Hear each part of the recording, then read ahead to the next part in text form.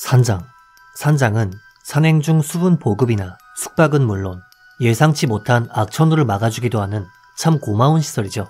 하지만 만약에 산장 관리인이 제정신이 아니라면 무슨 일이 벌어질까요?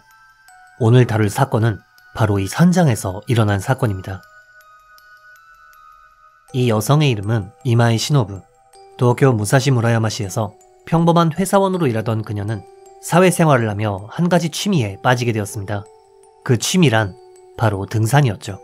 그녀는 종종 휴일이 되면 번잡한 도시를 벗어나 산에 올라 자연을 만끽하곤 했고 1983년 9월 무렵 그녀는 휴일을 이용해 등산을 하기로 마음먹었습니다. 그리고 이마이 씨가 선택한 것은 야마나시현에 위치한 미즈가키산이었는데요.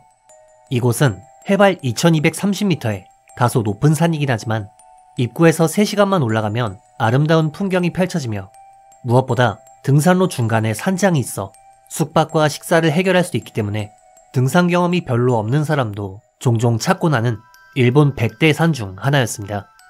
1983년 9월 3일 이른 아침 계획대로 집을 나서던 그녀는 가족들에게 내일 안에는 귀가할게 라는 말을 남겼고 이 말을 마지막으로 돌아오지 않았죠. 당시 가족들은 약속했던 9월 4일이 지나도 딸이 돌아오지 않자 혹여나 조난을 당하거나 곰을 만난 건가 싶어 걱정되는 마음에 딸이 귀가하지 않는다며 경찰에 신고를 했는데요. 하지만 경찰은 움직이지 않았습니다. 당시 경찰은 유족의 간곡한 설득에도 사라진 이마이 씨가 극단적인 선택을 했거나 조난당했을 거라며 사건성이 없다는 이유로 수사는커녕 수색도 하지 않았고 결국 보다 못한 가족들은 딸이 사라진 미즈가키산에 직접 오르게 됩니다. 그나마 다행이었던 점은 이마이 씨는 집을 나서기 전 가족들에게 자신이 머물 산장을 미리 알려줬었기 때문에 가족들은 그녀가 숙박할 예정이었던 산장의 방문, 숙박자 명부를 입수할 수 있었습니다.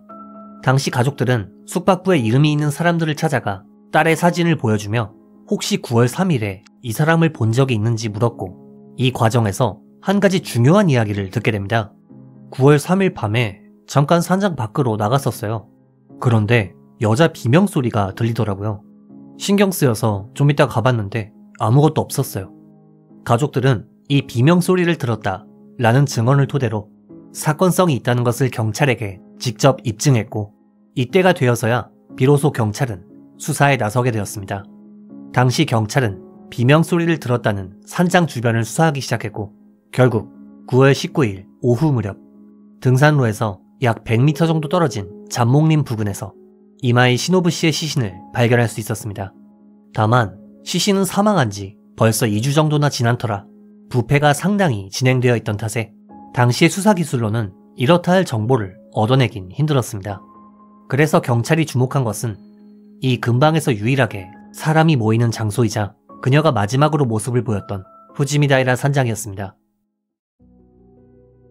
이 산장의 관리인은 오시바 츠토무라는 인물로 아내와 딸이 있었지만 관리인이라는 직업 특성상 겨울에나 집에 들어갈 뿐 1년 중 대부분을 산에서 생활하는 인물이었죠. 당시 경찰은 산장 관리인인 오시바 츠토무에게 이마이 씨의 목격 정보를 물었는데요.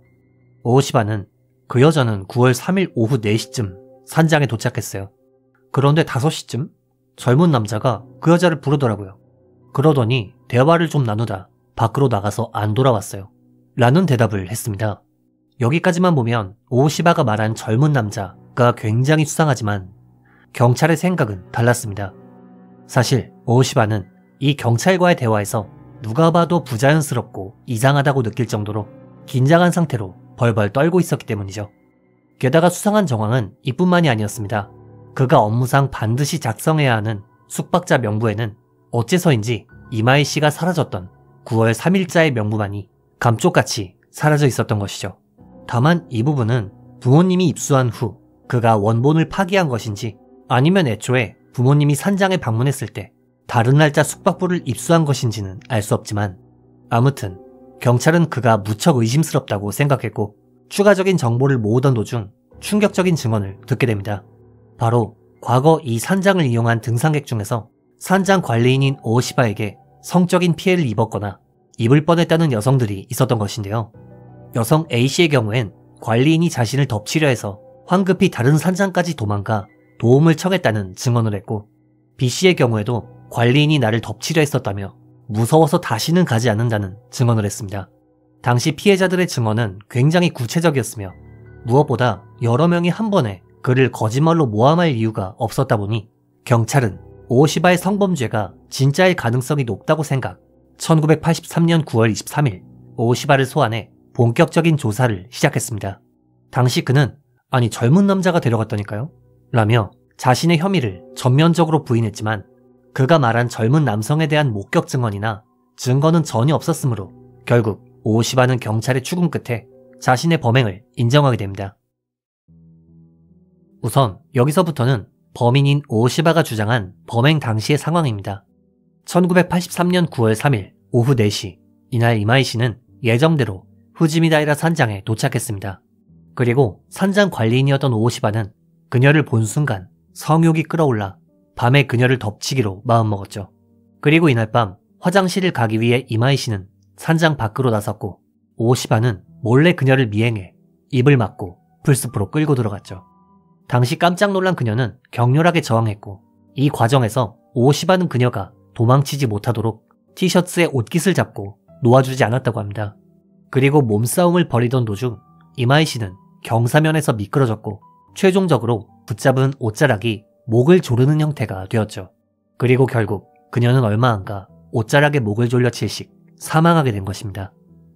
이후 오오시바는 범행이 발각되는 것을 두려워해 그녀의 죽음을 조난으로 위장하기로 마음먹었고 이내 시신을 등산로에서 100m 정도 떨어진 곳으로 운반해 절벽 아래에 던져 유기한 후 그녀가 가지고 있던 소지품을 모두 불태워 증거를 없앴던 것이죠.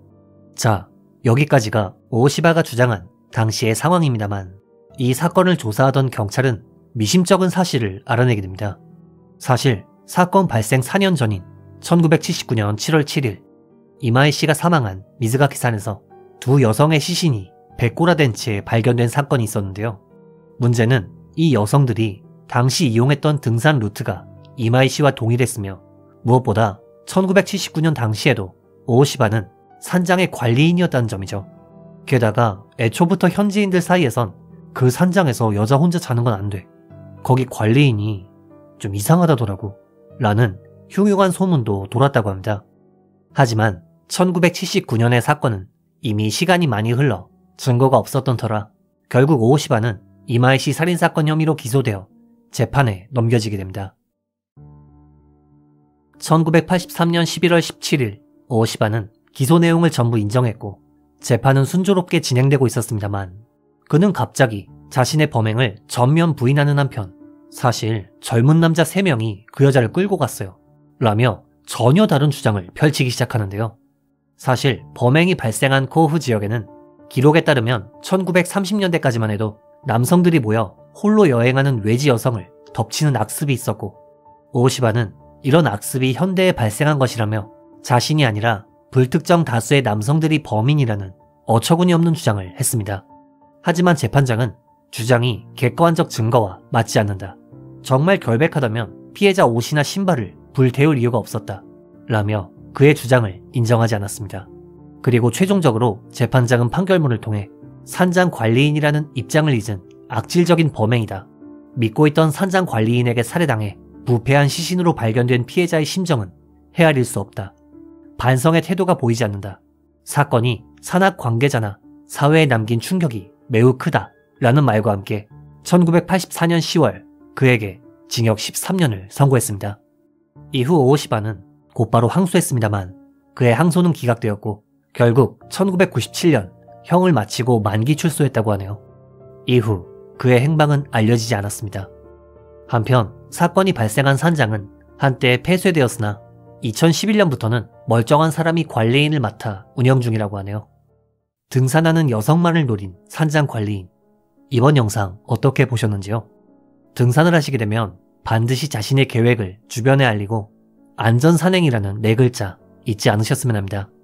피해자분들의 명복을 빌며 영상을 마칩니다. 규미사였습니다.